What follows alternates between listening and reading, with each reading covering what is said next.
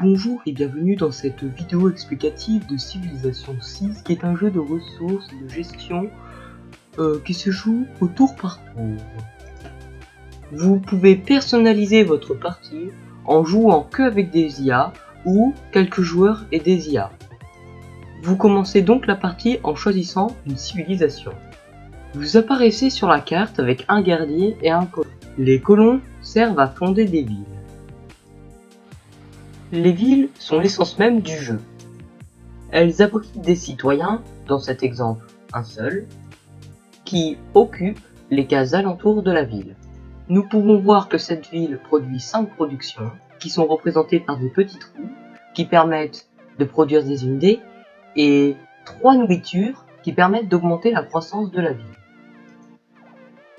La ville produit 5 productions, car le citoyen bonus qui est au centre-ville produit 2 productions, et l'autre citoyen qui est sur la forêt produit 3 productions. De même pour les 3 nourritures. Si par exemple vous voulez former un guerrier qui coûte 30 productions, et que la ville produit 5 productions, le guerrier mettra 6 tours avant d'apparaître dans la ville. Il y a 6 ressources très importantes dans Civilization 6. Il y a premièrement la nourriture. Bon, là en fait j'ai pas trouvé d'image sur internet, c'est tout. Qui permettent d'augmenter la croissance de la ville. La production, qui permet de faire produire des unités à la ville. De la science. Cette ressource est représentée par une fiole bleue. Elle permet d'avancer dans la science avec un arbre de la science qui regroupe des technologies allant jusqu'à la poterie, jusqu'à la conquête spatiale. Et c'est dans le même délire que la production, c'est-à-dire que si votre civilisation en tout produit 50 sciences et qu'une technologie coûte 100 sciences, vous allez mettre 2 tours pour faire cette technologie.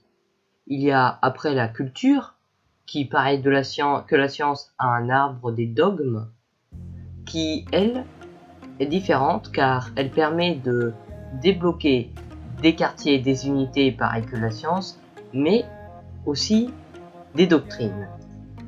Les doctrines sont représentées sous forme de cartes et rajoutent des petits bonus dans votre civilisation, comme plus 1 or pour les routes commerciales ou encore plus 4 dégâts d'attaque contre les barbares.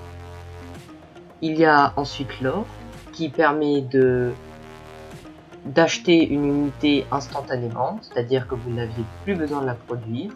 La foi qui elle permet de viser la victoire religieuse en achetant des unités religieuses. Et enfin c'est tout. Voilà, il y a 6 ressources primordiales. Nous verrons plus tard ce que nous offre de plus le jeu parmi tout ce qu'on peut faire.